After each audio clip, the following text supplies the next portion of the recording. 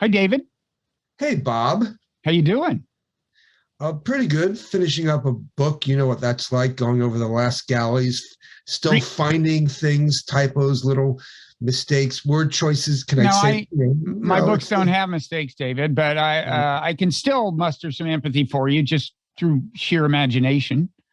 What's Well, that you like? are, yes, you're a What's that very like? creative mind. Yeah. Let me introduce us. I'm Robert Wright. This is the Wright Show. Although, actually, by the time it airs, it'll be called Robert Wright's Nonzero. That's one thing we're going to talk about is rebranding today, David. But first, let me tell people who you are. You're David Korn, in case there's anybody that doesn't know. DC bureau chief of Mother Jones, MSNBC analyst, possessor of, maybe you're not even keeping track, but possessor of close to 1 million Twitter followers. You're at 964,000 or something. David, did you know that? I knew I was in that area. I haven't topped 1 million yet, but I'm sure after this This will do it. episode, This this will will do put it me over the top. easily. So let me tell people what this is about. We are here to, among other things, celebrate the life and legacy of Blogging Heads TV, David, which is undergoing a little life passage now. It's being rebranded as Nonzero. That's what the YouTube channel will say now. Nonzero, not coincidentally, is also the name of a newsletter I put out on Substack. Speaking of which, you have a newsletter. What's it called? What's it called? Our Land? What's it called? Our Land. And R it's with not the letter our R? land, our land, O-U-R, land, our Okay. land, belongs to all of us, although the newsletter is just mine, sorry. And it's not a Substack newsletter. Ooh, but Maverick. people can go to davidkorn.com to get their free trial subscription. Okay, well, maybe we'll have time to talk about why you made the radical decision to have a non-Substack newsletter. But meanwhile, I want to say, you are here because you were one of the very first blogging heads. So Mickey Kaus and I started Blogging Heads in November 2005, along with a tech genius named Greg Dingle. You were the third non-Bob and Mickey guest. Wow. Matt Iglesias edged you out for the number 2 slot. He showed up in January of 2006. Mm-hmm. A younger and more energetic man, David. Frankly, he just beat you. He was just hungrier. You got to watch out for those young bucks. I know the type. Maybe the first time Matt's ever been described that way, but nevertheless. The lean and hungry type, as I think Shakespeare said. So who was number 1?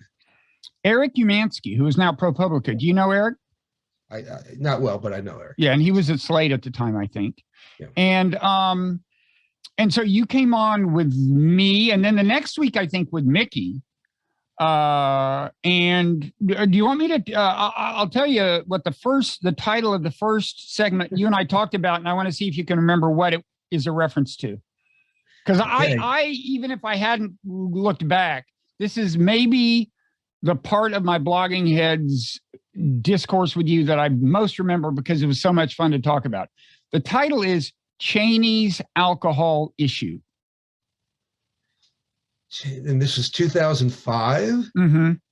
And that we should tell people. January 2006 or February. We're talking about Dick Cheney, not Liz Cheney. Mm-hmm. For the youngsters out there who might not recall him. It was the middle of the Iraq War, but I'm trying to figure out, we talked a lot in those days about. I'm going to give you an important hint. Okay? Okay. The next week you had a conversation with Mickey, and the first topic title was Hunting Season Over Already?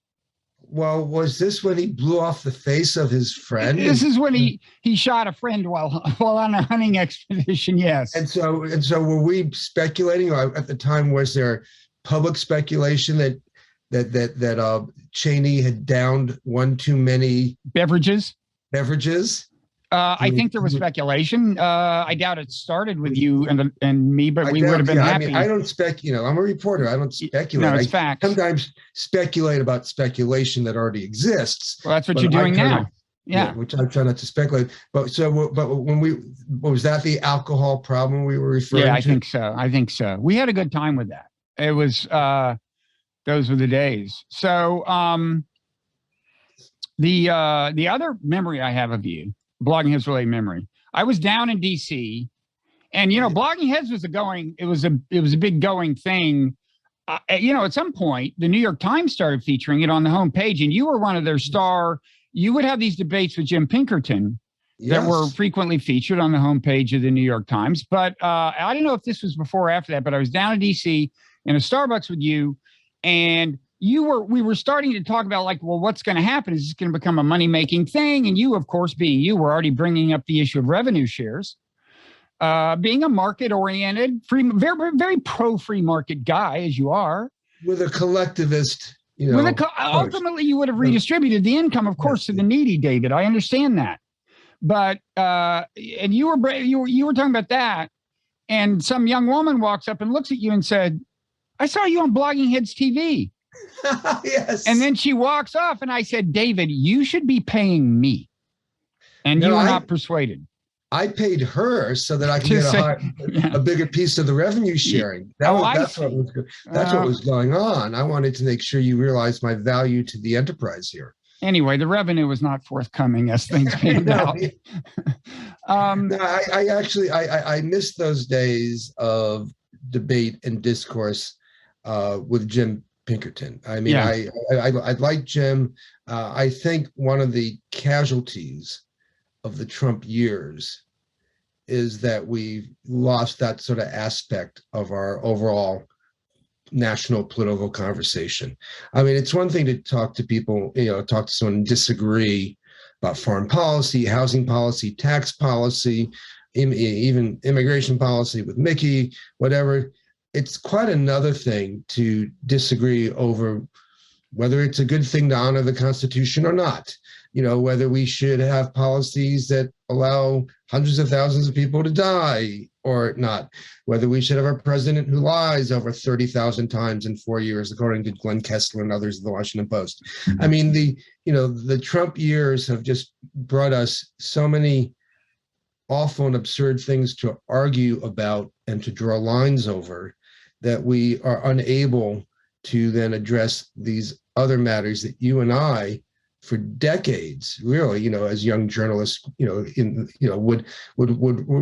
enjoy, would relish discussing with people who you might say on the other side or on your own side, but who you disagreed with over something at that point in time. Yeah, it was a different era. Unlike Matt Iglesias, for example, and unlike many of the people who constituted kind of the Blogging Heads crowd early on, you were not a blogger at the time. Remind me, have you always been a magazine guy? Were you at The Nation at the time?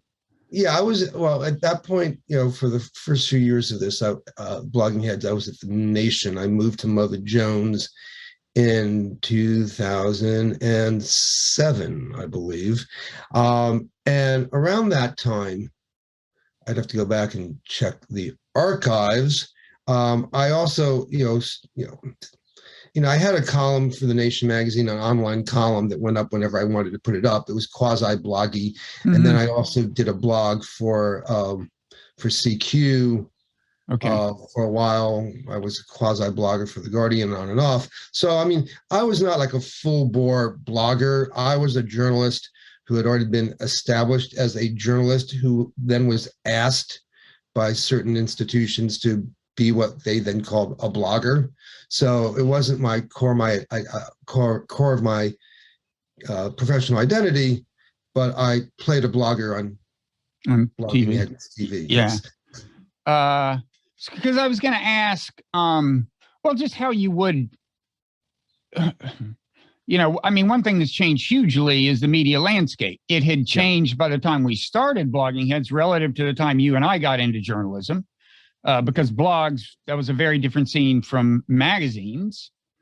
And it's changed a lot since, I guess, owing largely to social media, but not exclusively.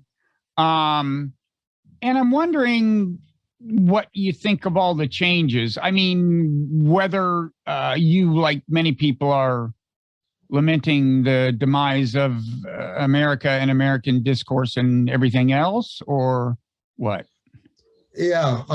Well, I remember when I used to have to write my columns with a quill pen by candlelight. And, the only person who got to see them was whoever I would show them to because we didn't have copy machines I remember back those days. then. You remember those days? So things have certainly changed a lot since then. It's kind of interesting because, the internet and the information, or whatever you want to call it, revolution, the digital media revolution, opened things up a lot. The saying was never get in an argument with someone who could buy ink by the barrel. There are lots of gatekeepers, and the process, it was expensive to produce a newspaper or a magazine, and only a few of us had the honor or privilege of being able to write, particularly stories that, sharing your ideas or your analyses. It was a very small and world of people who were given that privilege, and to be paid to do it, as a livelihood. And then, once the internet came along and people realized, hey, I can type, tap, tap, tap away and put it up there, and whoever wants to can come and take a look at it.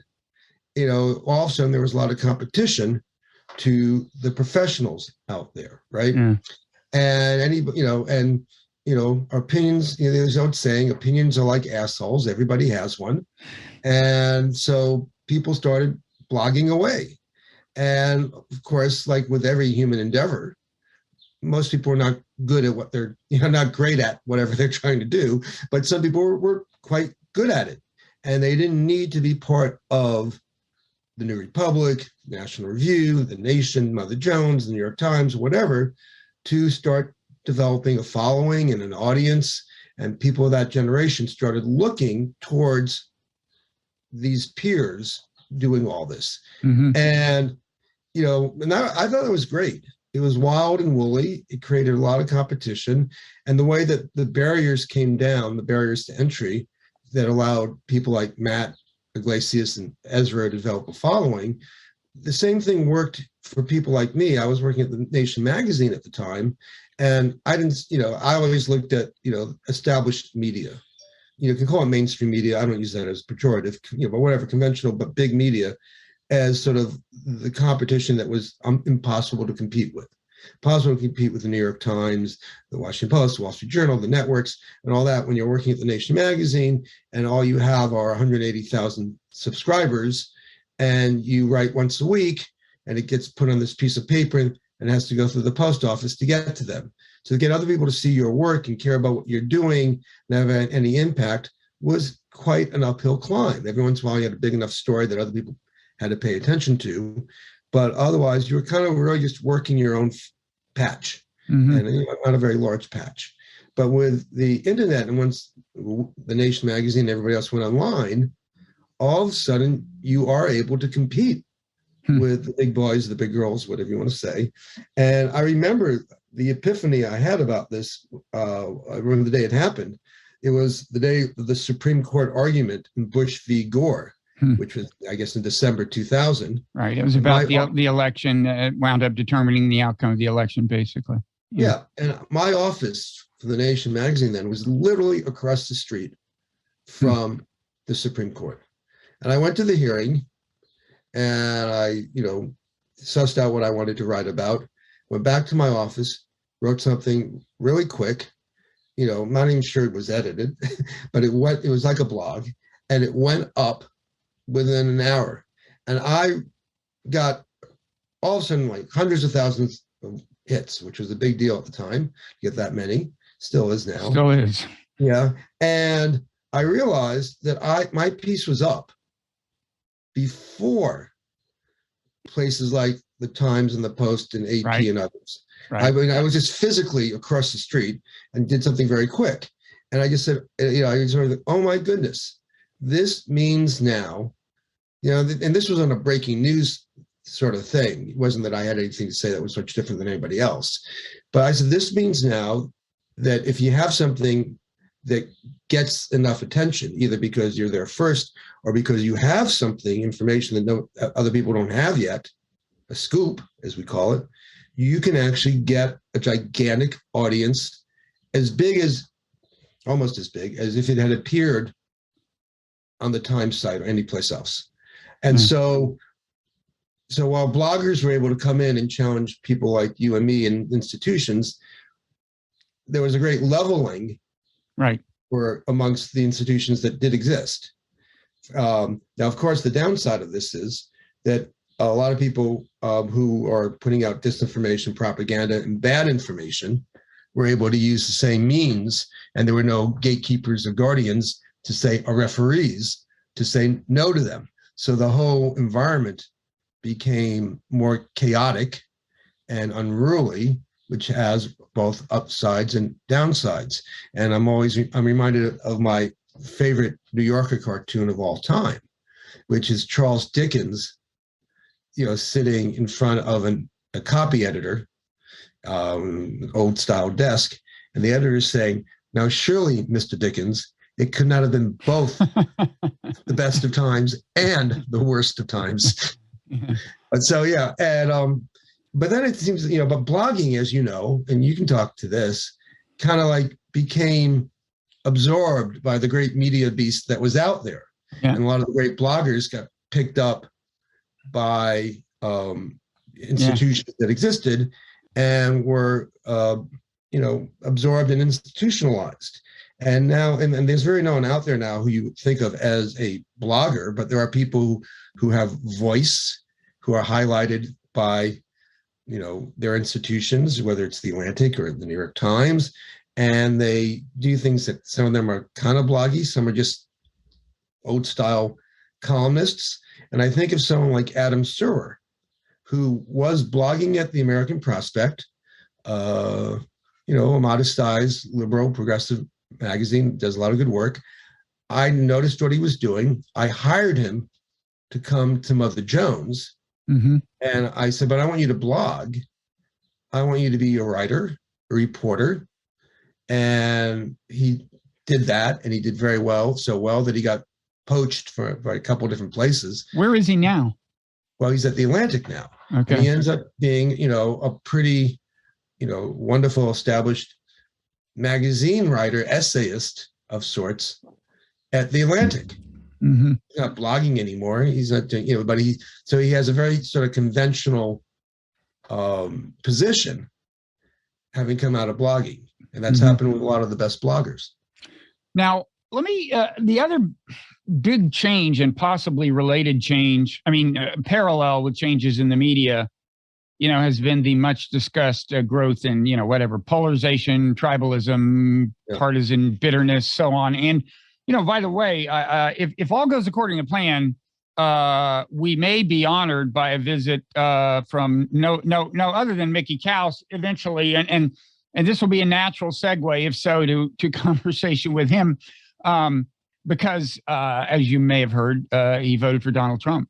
And that is the latest and most intense incarnation, I guess, of the polarization thing. But you, like me, are old enough to remember the things, that there may never have been a golden age of American Concord. We were both pretty young journalists when Newt Gingrich came along. Now I do think he was a little bit of a pioneer of partisan bitterness, kind of, right? Like he tremendously so. He maybe helped take it. And look, I got to say, I apologize. David and I are both liberals and kind of Democrats, and I'll try. And in fact, I was going to step in and kind of quasi challenge you earlier when you were kind of listing a series of very early in the conversation of things that Trump or Trumpists or Trump supporters kind of believe or said, and ask you whether aren't there some comparable sins committed on the other side. But we can say that for when Mickey comes in. What I want to say now is that I try very hard to be as objective as possible and so on, but Newt Gingrich, and look, there had always been, cheap shot artists and so on and demagogues, but Newt Gingrich was something a little new, right? I don't think that's a hallucination on our part. Yes and no. And it's funny you should raise this because The book I'm finishing up literally as we talk. I should be looking at the last 4 chapters of The Galleys, but instead which is I'm called American Psycho, and is not about Newt Gingrich. American Psychosis. Oh shit! Well, I like you could. Well, American you could have Psycho a was follow taken. up on Gingrich himself called American Psycho. But go ahead, sorry. Okay. American Psychosis. The book is called American Psychosis, and it's about the Republican Party's long-term relationship with extremism, racism, bigotry, paranoia, conspiracy theory. And my thesis is that the party, basically from McCarthyism on, has encouraged and exploited extremism in American politics. And I make the argument, that it's not a both sides type of thing. And you can look at a lot of different examples. If you just go back and start with McCarthyism accused the Democrats of literally being a conspiracy to destroy the nation. Conspiracy so immense that people like, Truman himself, but everyone in his administration, everybody who supported Democrats. George Marshall. Yeah, George Marshall was the one he targeted directly, who wasn't even necessarily a Democrat, but that they were in league with a foreign power to purposefully undermine, subvert, and destroy America. Not that they were wrong, but they were purposefully, consciously plotting to do this. And they're, and McCarthy was lionized in the 1952 convention. Eventually he went against the army, and he was taken down a notch or two, and was, and half the party turned against him. But there's no equivalent on the Democratic side of anybody being that demagogic, extreme, and conspiratorial at that level. You can always find, and I'm not talking about progressives or lefties, you can find lefties out there who say all sorts of things, the way you can find righties who say all sorts of things. My standard is what the party does. And so to bring in, I do the whole history, but to jump a few iterations to Newt Gingrich, who you were mentioning, Newt Gingrich, put out a list of words to use to demagogue against the Democrats. They were sick, they were radical, they were traitors, they were disloyal, they were anti-children. And he did this when he was the number 2 Republican on the House side, on his way to becoming House Speaker. He actually sent around the list to Republicans and said, these are the words to use, the labels to apply to Democrats. Like, yes. It was written about at the time. I revisit it in the book. The list is out there. You can Google it, or you can wait and buy American Psychosis when it comes out September 13th. But there is no, and the things that he said, he told one group of Republicans that they had to fight against Democrats with the savagery of a civil war. He said that Bill Clinton had to be challenged as being the enemy of normal Americans. You cannot give me an example of a Democrat who became House Speaker and had that amount of influence in the party, who talked in those terms and tried to engage in that sort of politics. You can look at John Boehner and the Tea Party. The Tea Party would have rallies that he sponsored, in which they would call the Democrats Nazis, or even spit at some members of the Democratic Party. And they would come up with all these conspiracy theories that Barack Obama was a secret Muslim socialist who wanted to destroy America purposefully. Again, there is you can talk about the left being crazy about this or the other thing, but there is no parallel on the Democratic side where leading Democrats fully embraced a political force. Okay, but the parallel that is springing to the mind of some people who disagree with you right now, pretty contemporary parallel. Can you guess? You want no? Well, I think what they would say is is Russiagate. But but this is where they're wrong. Russia happened. It happened. You don't have to take my word for it. You can take Robert Mueller's word for it. You can take the intelligence community word for it. These are not lefties who've come up with this crazy idea. But let me finish. You can look at the Senate Intelligence Committee when it was run by Republican Marco Rubio. No one should be allowed to talk about Russia unless they've read volumes 2 and 5 of the Senate Intelligence Committee report, because it clearly shows that Russia attacked and that Trump and his crew aided and abetted the attack by denying it was happening, and that indeed there was a degree of collusion between Paul Manafort meeting with a guy who the reports describe as a Russian intelligence officer who might have been involved in the actual Russian operation against this. I mean, people who get on, the case about no collusion and it's a hoax and all this, refuse to address those facts, or the fact that there was attempted collusion when Donald Trump Jr., Paul Manafort, Jared Kushner were told a Russian emissary is coming here with dirt on Hillary, and she's part of a secret Kremlin plan to help us in the election. And they said, great, let's meet with her and see what she has to do. This is, Donald Trump Jr., famous email. If it's what you say, I love it. Say, I love it. So there was an attempted collusion, which indicated to the Russians, yeah, go ahead, do this. We don't mind. We support you doing this. So, Trump and his zombies have been able to try to, cast, the Russia scandal as something that was made up, a hoax, a witch hunt, and all that. And, unlike McCarthyism, when he said he had a list of 205 commies in the State Department, that was completely made up. He didn't have that list. Mm-hmm. On Russia, we have the receipts. Okay. Speaking of Trump, Mickey Kaus has entered the green room, and so I won't. I just thought I should bring up that point. Who knows whether it will resurface in Mickey's presence? But we will now. There's a moment everyone's been waiting for.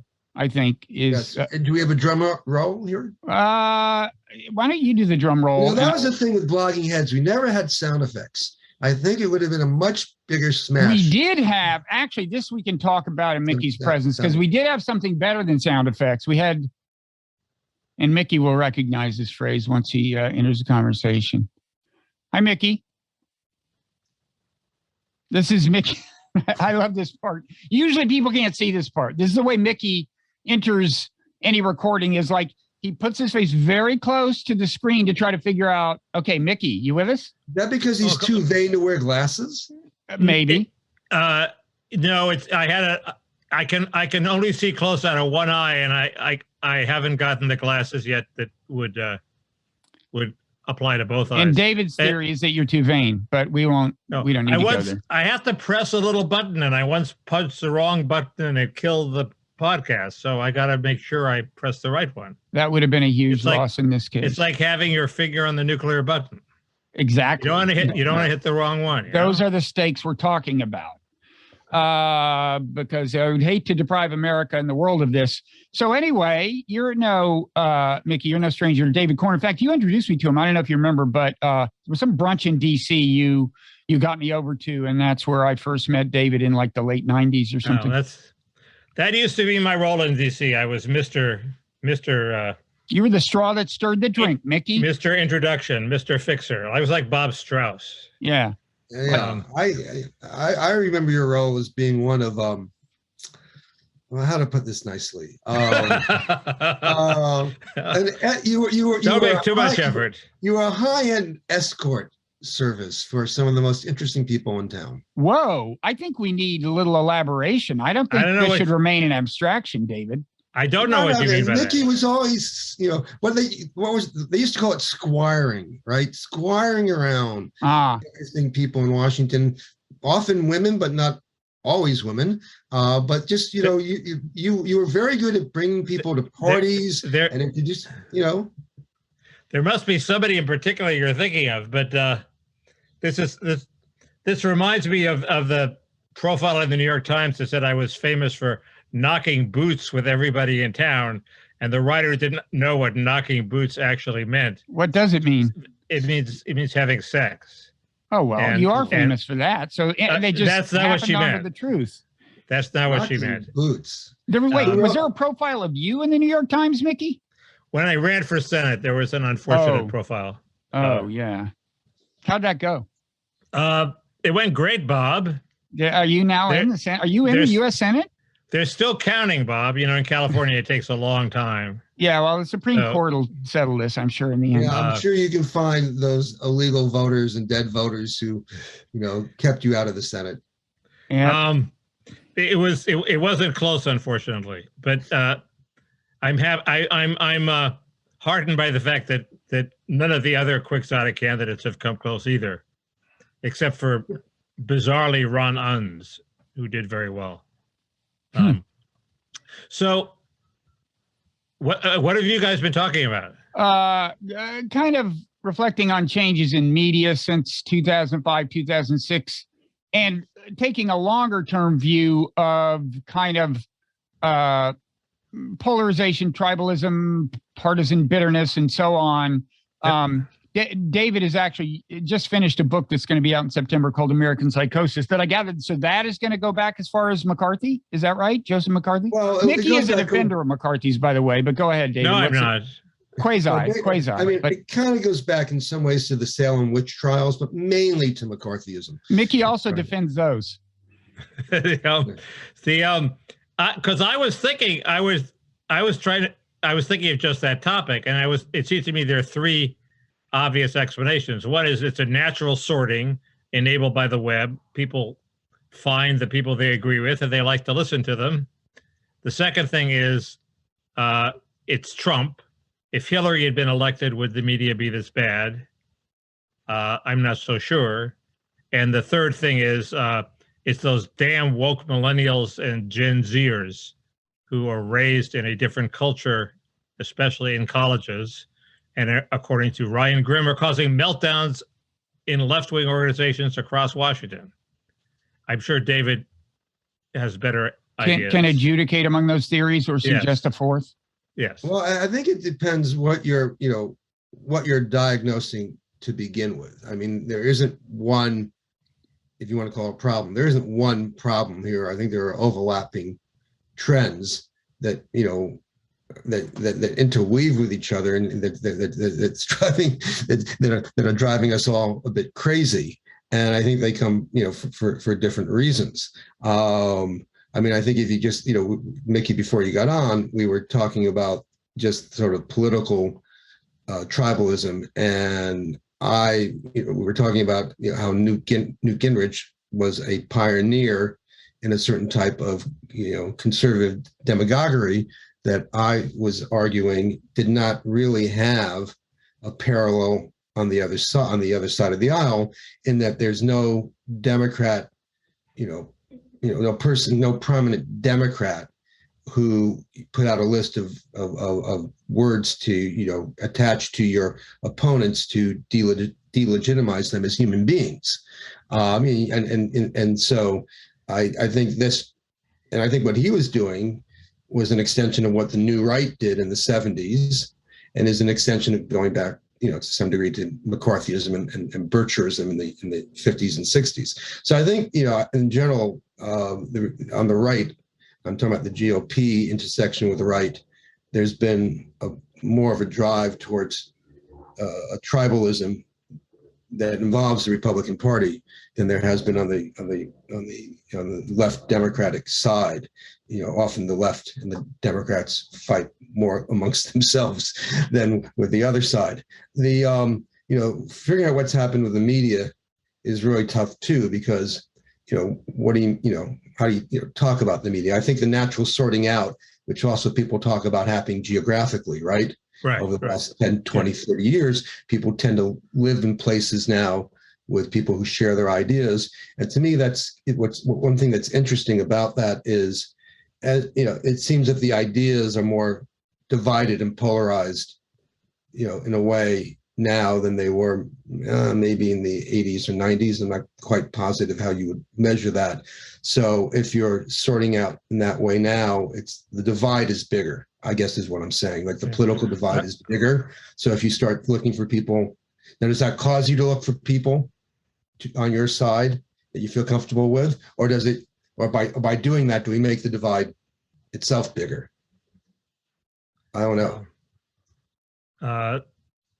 Probably both, but one way to look at it is, I was thinking, I was reading Christopher Caldwell's book, The Age of Entitlement, and it's a pretty good book. it's chock full of, like, each paragraph has a different little aperçu. And one of his arguments is that Roe versus Wade helped divide the country.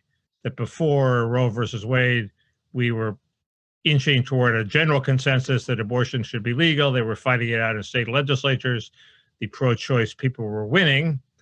And I was thinking, well, maybe if they reverse Roe, which they may be about to do, maybe that'll help bring the country together again, because we'll have to have these legislative battles. And in my experience, legislative battles actually produce a result that people are happier with, because at least they fought and won something.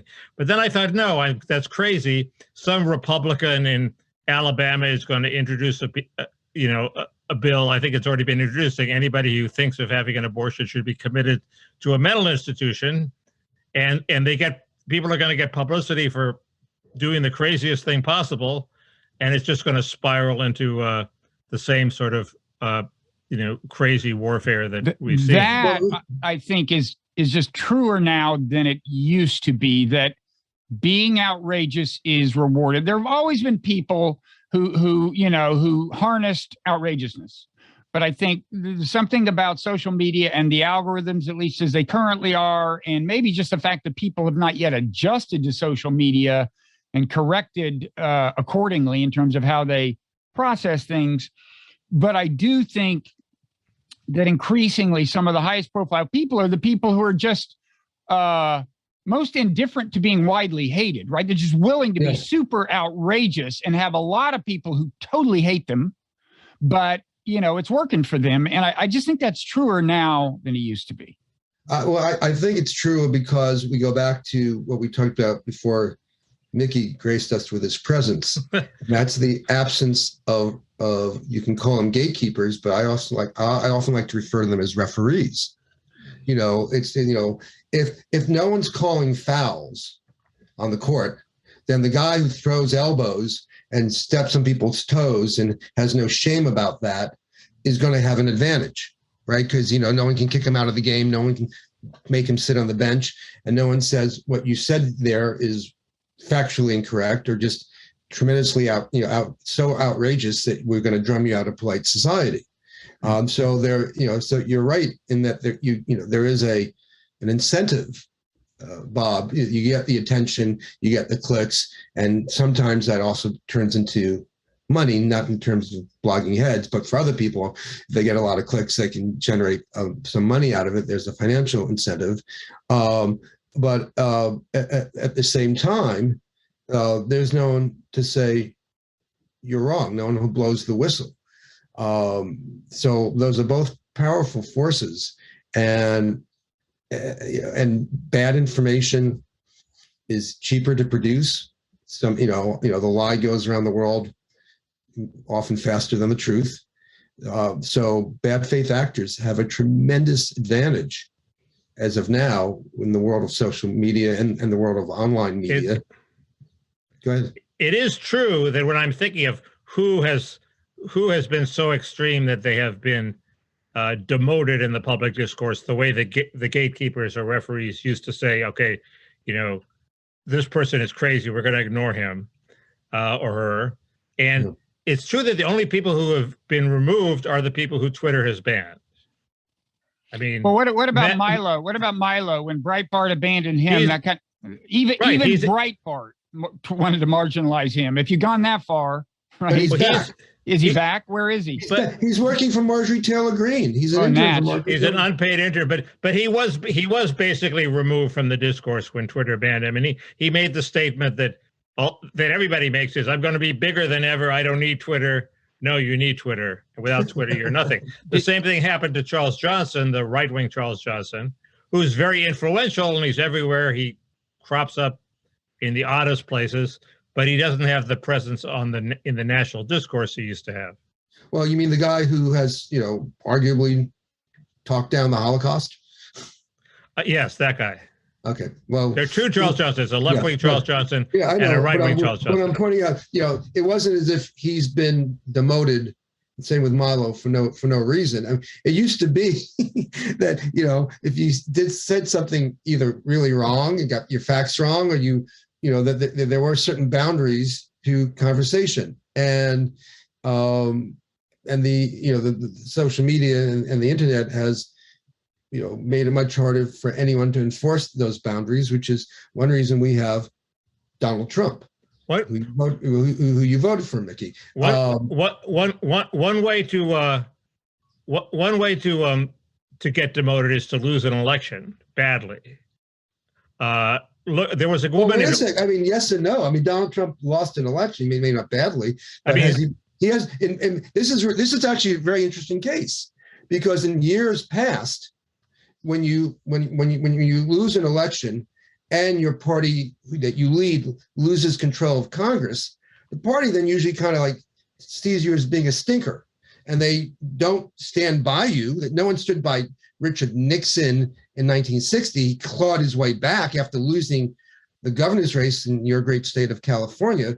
No one stood by Jimmy Carter afterwards and said, we want you to come back, Jimmy. No one stood by George H.W. Bush. It was all like, okay, you were demoted. We understand this. You were demoted. But Adlai Stevenson, David. Adlai Stevenson. He got his. They loved him. He got his try, and indeed Dewey got nominated more than once, a few times. But I'm talking about people, particularly presidents. All these cases I think I've mentioned. Well, Nixon was vice president. Have been presidents who have lost, and the party has almost always said, "Nice to we had a good time. Nice to know you. We'll call you for the next convention. You can come in and wave." Well, but the thing about Trump is his emergence itself in 2016 reflected the fact that the party had lost the kind of power the parties used to have. They didn't want him to be the nominee. No, they didn't. But even now, when he loses Congress for them, and it wasn't just the party. I think the base kind of went along. The Goldwater base in '64 didn't want him to come back in '68. I mean, maybe some did, but that wasn't a big push for that, and he didn't even give it a shot. So, but here you have, obviously, the base of the Republican Party is still enthralled with Trump, and to such a degree, not just to a little degree, but to such a degree that even this, what would be a normal conversation, it's time to find our next thing, cannot happen. It's happening. It's just happening under the hovering presence of this giant who's probably going to win anyway. But it's definitely happening. What do you mean under the presence? Republicans are looking for alternatives to Trump. But you're saying Trump is going to prevail and get the nomination. He'll probably prevail. There are people. David's point. Right, but no, I thought he was saying it wouldn't even happen. Well, the conversation wouldn't happen. It's happening sub rosa amongst some Republicans who've always talked about how to get rid of Trump, but the party's not even able to have this conversation out in the open. Wait till after the midterms and see. We'll see. That's their chance to come out and have the conversation. But go ahead. I keep waiting for the party to act responsibly. Going back to not just you can start with Access Hollywood, but you can go back before that as well. And they just don't. I guess so. Just a quick aside, what I was talking about was something else. It was not losing a presidential election by 9 points or whatever Trump did. It was being Orly Tates. Remember her? She was like a dentist in California. And I think she was a Tea Partier, or there was something crazy about her. Okay. She was a birther. She was one of the lead birthers. Oh, okay. She got a lot of press until she ran for election and got like 6% of the vote. Then she's through. Okay. So that's another way. Twitter can ban you, or you can run for election and get a minuscule portion of the vote. I'm thinking of ways you could be removed from the public discourse. Okay, fair enough. She did better than I did, which is something that Dave Weigel kept pointing out in his blog, which drove me fucking crazy. But yet you have not been removed from the political discourse as much as we may even want to see that happen. I'm the Adlai Stevenson of Blogging Heads TV. Of cranks. Yeah. So here's a question, so we were talking about the demise of gatekeepers. And first of all, I'm sure we'd all say, David, you'd say, as we said earlier, in fact, there are downsides. There was to an era of tight gatekeeping, right? There are views that are not getting out that should. It takes longer maybe to understand that Vietnam is a disaster, for example, and so on. There's all kinds of problems. But are we saying that the Trump presidency is a manifestation of the demise of gatekeepers? And if so, would Mickey say that's an example of how? Well, I would say that it's the product of the elites suppressing arguments about immigration and trade and the destruction to the heartland that were real arguments, and then they were suppressed, and then they exploded, as suppressed things tend to do. Well, and I would say that with that with Trump, there's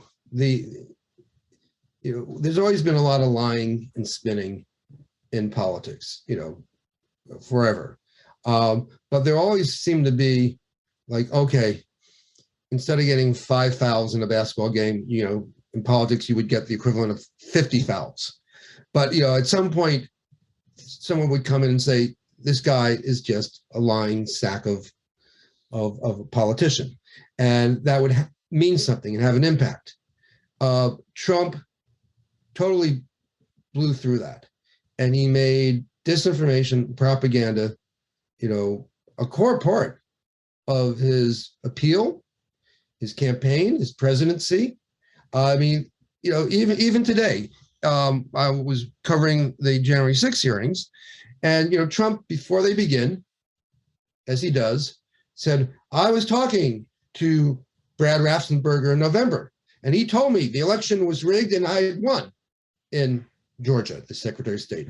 So they get Brad Raffensperger up there, and he goes, the former president just tweeted this, or not tweeted because he's not on Twitter. He just, whatever his social media operation that is falling apart, he did it on that, and then he had to actually send it out through an email to get it to people in the media.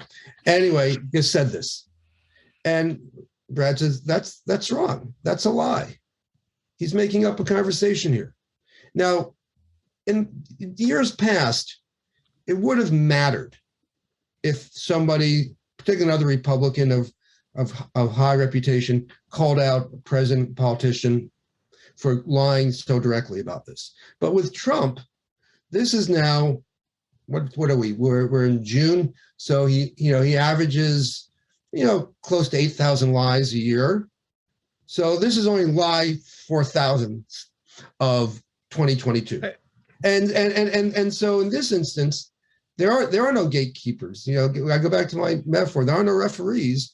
And, and I think it's kind of sad. And Mickey, you voted for the guy. I think it's sad that Americans out there while we've always accepted a certain level of dishonesty in our politicians, because otherwise we'd have no one to vote for, but to accept this titanic Olympian level of lies from this guy, and dangerous lies all the time, to me is something that's different. I agree he's taken that to a new level, but I remember after Watergate, I thought, okay, you can't lie to the American people. Nixon got into trouble when his lie about, whatever the smoking gun tape showed was some unveiled that he'd been lying. And then I remember George H.W. Bush, the older Bush, got in front of the cameras and said, I never said voodoo economics. And everybody knew he'd said voodoo economics. And of course, they had it on tape, him saying voodoo economics. Yeah. He knew he'd said voodoo economics. And immediately they produced a tape and showed him up as a liar. And nobody busted him for it. He wasn't damaged. They all said, ha, ha, ha. You tried to put one over on us, old George, didn't you? Okay. Like that was the start. And I said, wait, he's the president. You get impeached if you lie to the American people. He just lied to the American people. What's happening? And so I claim that the standards were eroding before Trump. I agree that Trump is sui generis bad. Yeah, no. Well, I mean, I think they've been around. You skipped the Reagan years, of course. There. I mean, I don't think George W. Bush was the first guy who did this. I mean, Reagan. Remember his great line. I was just reading about this yesterday for the youngsters out there. He had this great line. There you go again. When he debated Jimmy Carter, like, oh, you're trying to get me. There you go again. For some reason, I never understood why people thought that was a tremendously witty, effective put down. And what he was responding to was that Jimmy Carter was saying, you once called for, making Social Security voluntary or ending Medicare, one of the two things. And he had kept saying through the campaign of 1980 that he hadn't, but he had. So, Carter was trying to call him out on this particular relevant fact, and he just, there you go again, not true. So yeah, I mean, your belief, young Mickey Kaus, young idealistic Mickey Kaus, in the aftermath of Nixon's fall, believing that politicians could not lie again. It didn't take too long for the well, that was the whole, and the whole Jimmy Carter thing, of course, was "I will never lie to you." Right. But I do think there, that while there's always been an what we consider, I don't know how you measure it, an acceptable level of deception, Trump has brought it to a level that is particularly dangerous. Because if we can't, agree on reality, and it's all about alternative facts, yeah, there were 1 million people there when there weren't, then you can't have the policy debates that you, Mickey, want to have about things. You can't, how can you have a debate with Trump or a discourse with Trump about immigration or trade or anything when he's out there and you may like his positions, but he's still saying shit that's not true about all this stuff. I did this with the Chinese. I did this with, North Korea. There are terrorists. There are hundreds of terrorists coming in. Do you have proof of this with the illegal immigrants? No, but it could be happening. I mean, so you can't even have the honest debates that Mickey Kaus, Policymeister, wants to have. There's now some evidence for that, but the latter point. But I think there's a movement among Republicans, and we'll see after the election. Certainly the elite don't fall for his BS, and we'll see if the hardcore Trumpers are so loyal that they will keep falling for it. My friend John Ellis thinks yes, they will. I tend to think it's a close question. But go ahead. No, go ahead. No, that's why that's why people are desperate to find a solution to the Trump problem. And I actually, I thought I'd come up with one. You're going to run yesterday. No, get Ron DeSantis to appoint Ivanka senator as part of a deal where Trump doesn't run. It requires getting either Marco Rubio or Rick Scott to stop being senator. That's a high price to pay, but maybe not too high in this case. That's definitely not too high. Definitely not too high. Just one quick thing, in terms of the kind of tolerance for untruth, I don't think that's exactly what it is. I mean, I think the problem is that all the people in Trump's tribe do not trust those of us who say he's lying enough to believe us. I think some of his exaggerations they think are exaggerations, but fundamentally there's just deep distrust of mainstream media. And I don't think mainstream media is totally innocent here. I think one thing that happened with Trump is that he freaked so many people out, including me, but that the reaction in the media became so kind of inflamed that deepened the distrust of Trump supporters of the media. But wait a second here. I'm for doing all the fucking New York Times stories about the guys in the diners too. Okay, I don't mind those stories. But the thing is, okay, who's responsible for what here? Donald Trump goes on Alex Jones's radio show, calls him a great fucking American. This is a guy who's putting forward, pollution, in terms of propaganda, disinformation, and at the time, actually, I was one of the few people who wrote about it. And the media didn't go crazy about it. The media gave him fucking 3 hours of coverage every time he held a rally, and just let him say whatever he said. Sure. And they didn't. My dog's getting excited, and they didn't fact check him or say no, we're not going to show him because. Well, that was back when they thought he wouldn't win, and they were just milking him for ratings. Yeah, but Trump. Listen, Trump supporters, maybe they're all just damn snowflakes. No candidate ever had it so good. Okay, he was treated as as a joke, as a bit, but as a celebrity, and there were very few stories. I was there. there were no stories in the mainstream media about his mob ties. Some stories about him not paying folks who he owed money to, but not many. No real good deep dives into his conflicts of interest internationally and domestically. Nothing about. I remember reading a best-selling book about his connections to Russia. Yeah, that was in 2018. I'm talking about up until through the election. Go ahead and plug the book, David. I didn't realize it was that late. Russian Roulette by David Korn and Michael Isikoff. Hachette 12 imprint came out in 2018, #1 New York Times bestseller.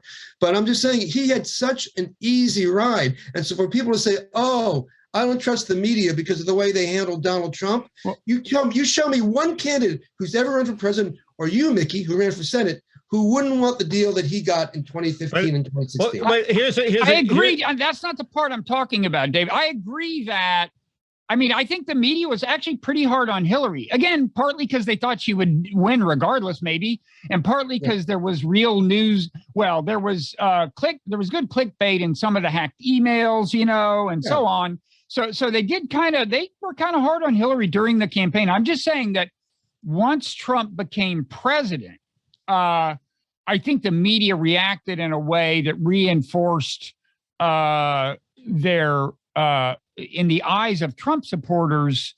But again, it reinforced what?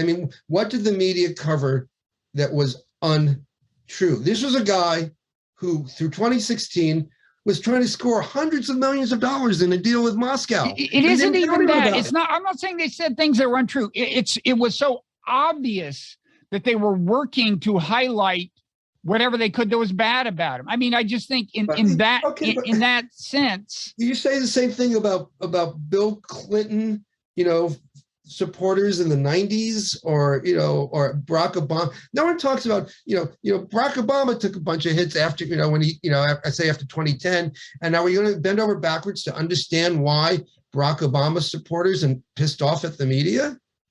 We don't do that. Here's a good example. There were these Border Patrol agents on horseback that Biden, echoing a lot on the left, said had whipped Haitian migrants. There's no evidence they whipped Haitian migrants. The photographer who took the pictures said they didn't whip Haitian migrants. And this is just bullshit. And the president of the United States spouted it, and everybody on the left believes it. And they're about to discipline these poor suckers for something they didn't do. So that would be one good example of just going too far. Everything there's a partisan fact generating machine on both sides is out of control. But this happens all the time. In the 1980s, Reagan said, "We're not supporting people committing massacres in El Salvador." And A.M. Rosenthal, the New York Times, killed Ray Bonna's great work on all this. They at El Mazote and other places, they were killing hundreds of people. Okay, and so people were right to be suspicious of Reagan, and were right to be suspicious of the New York Times. This shit happens all the time. There's something, but then that doesn't mean that I go running around and looking at, I don't know, Mondale or Dukakis and believe any shit they say because I'm pissed off by how the media is covering the issue. You can't read today's New York Times and not think, A, it has changed from A.M. Rosenthal's New York Times. It's way to the left, much more partisan. And B, if you're on the right, you're not going to believe the New York Times the way you used to under A.M. Rosenthal, because it's way more biased to the left. But I don't think it's just right left. There's something in the tone of coverage. There's more explicit editorializing in purportedly straight news coverage and in headlines. David, I'll give you an example. It used to be the norm, I think, in straight up reportorial journalism that it wasn't your job to call something a lie.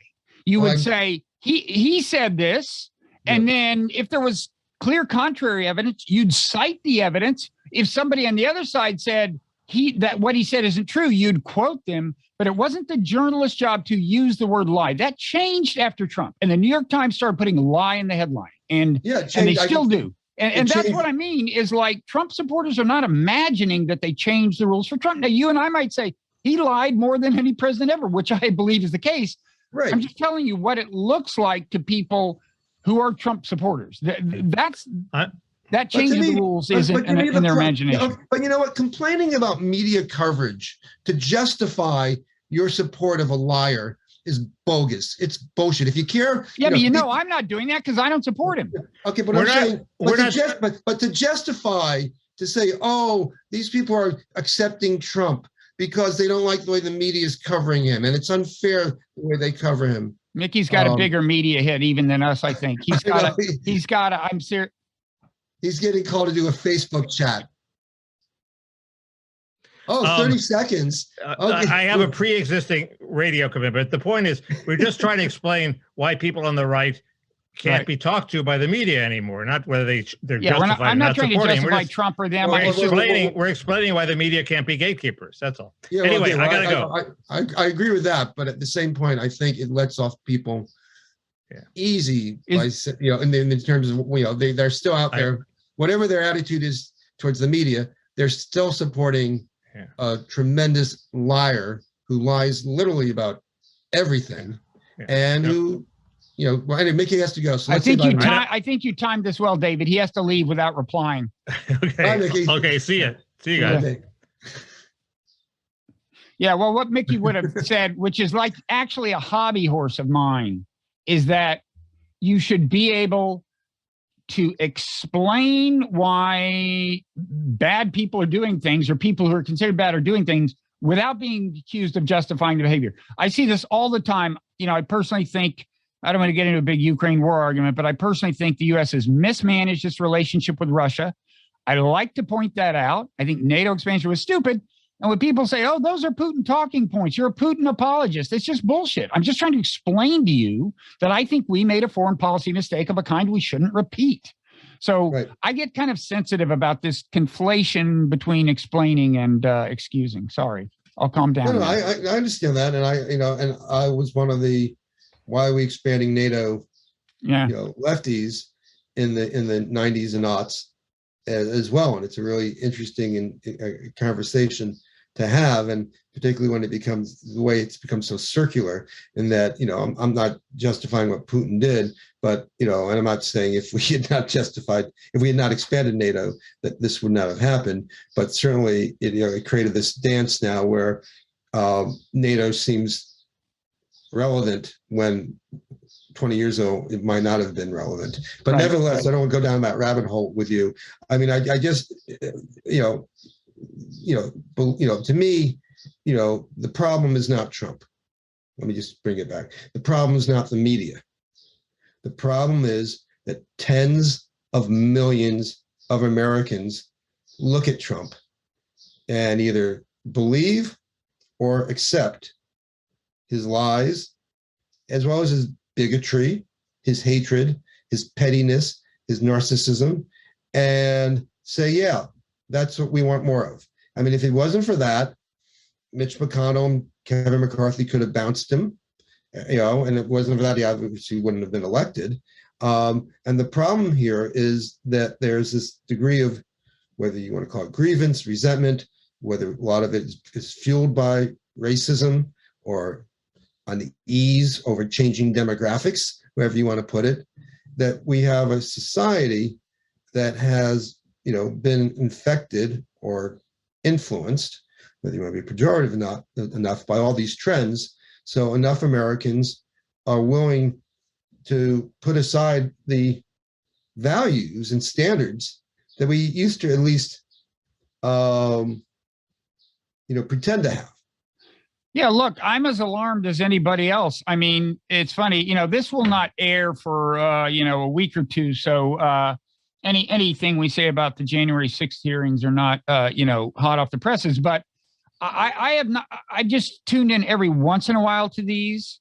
And but every time I do, it's like usually it's something I already knew, and yet I'm still blown away. It's like to be reminded, like of that phone call with Raffensperger, that was like today, and I had heard the phone call, and yet I'm just going, and then the new stuff I hear, like the discussions,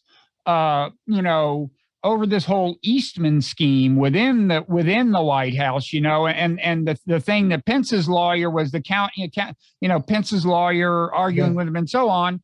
The new stuff I hear blows me away. The stuff I already knew blows me away. Look, I'm just, I do work hard to step back and understand what drives Trumpism. David, I don't know if you know, but I'm among the Americans who can say, probably not many of your friends can say this, but 3 of my 4 siblings voted for Trump.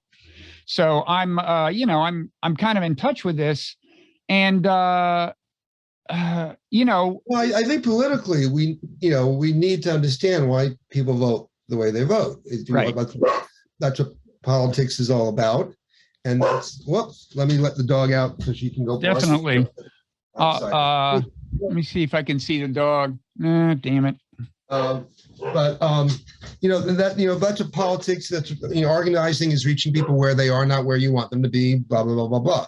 So I think it is important to understand, but I also don't want to get into the position of excusing Americans who support someone who incites insurrectionist violence. Yeah. It's like, well, we have to understand why they feel this way. Well, yes and no.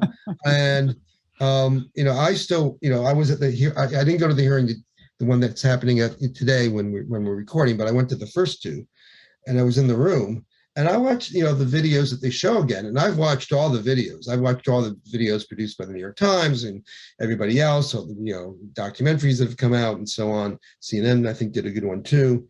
And every time I watch it, I am just irate. Mm-hmm. I'm just irate because I feel like, one of the few things that we... Your dog is like mine.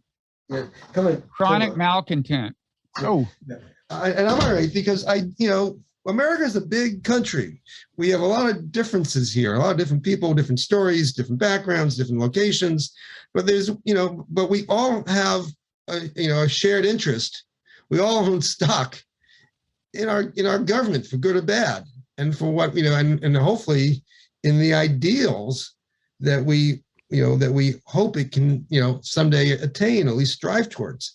And so when I see people attacking the Capitol that way, I really feel like I own a little piece of that. I pay taxes. Yeah. I live in the DC area. I own a little piece of that, and it makes me really pissed off.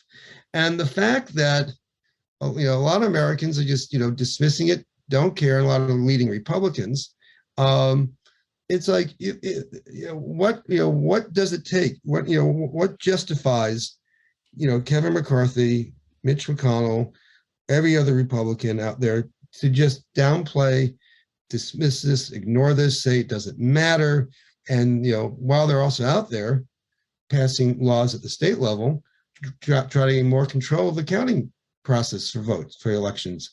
I mean, it's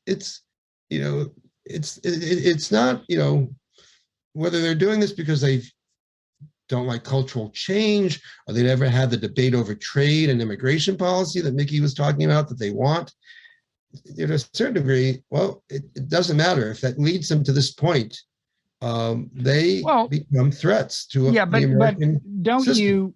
I mean, I think I'm as alarmed as you are about, in part because I worry that this is actually part of larger structural things, which is going to make it even harder to attack. But don't you agree that if you analyze what motivates them, and that leads you to conclude that, hey, there's some policies Democrats could float that would actually be quite consistent with democratic values, like do more things for working people or unemployed people or whatever. I mean, that analysis is worthwhile at a minimum, right? Yeah. You know where I come from. That's the type of democratic policy I want. But you also know that there was a great book that came out about Trump voters called Identity Crisis. Forgive me for not remembering the names of the 3 academics who co-wrote it, but not surprisingly, their conclusion was that it was mainly about race and identity. Mm-hmm.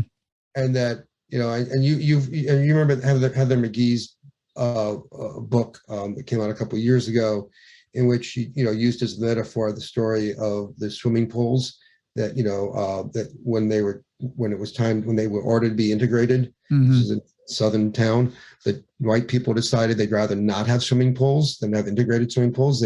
So they would take away something that they themselves enjoyed. So coming in and saying, as a Democrat, say in this instance, we can give you better swimming pools.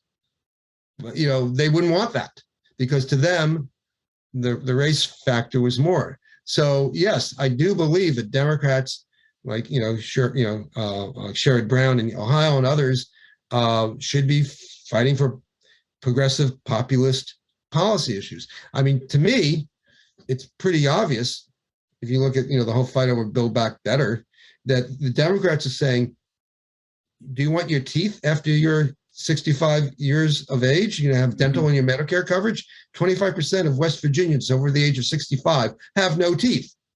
So why the fuck is Manchin not doing everything he can to try to give these people teeth? Why is that not good politics and good policy? People say they want, paid leave for parental leave and for illnesses of taking care of kids or your elders. People want universal pre-K. I mean, there are all these things out there that clearly, one side wants to deliver, and one side says, no, too much money, deficits, which they didn't care about before. And it seems kind of obvious to me. I'd like the Democrats to make it more obvious, the way Truman ran in 48 against the do-nothing Congress. Mm-hmm. But my fear, having looked at what's happened with Trumpism, Bob, is that that's still not enough. Let me ask you this. And then we should close. Because this is a good wrap-up question. Maybe it's actually not that great. It's a good something. But let's assume that Joe Biden and Kamala Harris are not the candidate. I realize one of them probably will be, much to my dismay personally. But if they weren't, who would your choice be for somebody who can win a general election? Which Democrat? I'm flummoxed. Oh. The answer is well, you mentioned Sherrod Brown. Now there are rumors that he has a skeleton in his closet or something, but doesn't he fit the profile? He fits, if you want sort of a feisty roll up your sleeves, union guy, yeah, he does. I mean, I don't know if there's any credence to any of those rumors about him. And after Trump, why should we care? I know his wife, Connie, she's great. And she, they have from the outside, you never can tell, but from the outside, they have a great relationship, and it seemed to. So if she's good by, if she's good by him, after Trump, why should we care what any skeletons there are? Right. And I've always liked him. I'd be interesting to see, but he's kind of that scruffy guy, and is that can that work in national? I mean, given the threat that I think we face from Trumpism, with or without Trump, I'm all for winning. I mean, I think it's just totally. I think it's too perilous to give Trump or a Trumpist that power again, and to have them learn from all the missed opportunities last time. So I don't think right now the Democratic bench looks that strong. I've always liked Murphy, Chris Murphy, or Chris Murphy in Connecticut. Yeah. Although he hasn't, he's not shown an interest in running nationally, last cycle or two. So maybe he doesn't want to. Not everybody wants to do this. I understand that. That probably just means they're saner than most politicians. So I don't know. I really, I think it's tough. And then you look at, we had this question with Barack Obama, but whether a Black American can become president, I was always very doubtful, and into the very end, I was doubtful that he could win, just because of racism. But could a woman win, particularly a Democratic woman who's not, like the Iron Lady, like Thatcher in England. Could a gay American win? Could Pete Buttigieg? I worry. I still think those are difficult questions to contend with. I would not say that people shouldn't run or vote for that, but I think those are still real questions. Chris Murphy's a good example, and I'll let you go after this, but of what I think is the case, which is that you don't have to have some highly charismatic. Chris Murphy's not very charismatic, but he's a smart guy who, if you put him next to Trump on a debate stage, will just seem like the reasonable adult in the room. And he's, whereas with Joe Biden, you know, there are days when you have doubts about whether he's still, still got it all together. And Kamala Harris pushes various people's buttons in ways that would not be entirely fortunate. I just think you have to put somebody next to Trump who seems like, yeah, I could see that person in the White House, and they don't drive me crazy, because I think Trump, he's even older. He's, a lot of people would love to vote for somebody other than Trump. Just give them somebody they don't dislike. That's my theory of the case. But no, I thought, any generic Democrat, people didn't know would have beaten Trump. People didn't, instead of Hillary. Yeah, Yeah. It's again, hate, unfortunately, is a pretty powerful motivator. Yeah. So if people don't like a candidate, it's hard for people to get over that. But I think, a middle of the road, milquetoast, non-exciting Democrat who doesn't cause concern is not a bad way to go if Trump's going to be the nominee. If it's going to be Ron DeSantis, then you got a different thing going. Mm-hmm. Mm-hmm. That's true. Right. Then you need something that's more positive and proactive, not just someone who's not just a non-Trump. So, check back in a year and we'll see if anybody has emerged. Okay. Well, thank you so much, David. And thank you for being in on this from the beginning. And everybody. Well, I'll tell you, I always really relished doing blogging heads. I thought it was a great thing you put on. I liked watching it. I liked doing it sometimes. It was sometimes multi-generational with younger journalists, and the debates and discussions that I always had were always civil. Sometimes they weren't amusing, and even when they weren't amusing, they still were civil. Yeah. And I do miss that. But I thank you for providing that platform, and perhaps as a goal, something to strive for. We can aim for the, instead of classic rock, classic blogging heads. That could be our lodestar. That is America's lodestar. I think you put it better than I possibly could have, and I'll try to turn that into some kind of ad that we run in the Super Bowl or something. Well, thank you so much. Everybody should buy American Psychosis, and they should subscribe in September. Your book, and subscribe to Our Land, your newsletter. And my newsletter is called Nonzero, as is now what used to be called Blogging Heads, which means this podcast, this YouTube channel, and so on. So I'll let you get back to finishing the book. We're all going to read, David. And then when you're all done and rested up, you can come back and talk to us some more. Yeah, let's do it when the book's out. But thanks. All right. Okay. See you soon. All right. See ya.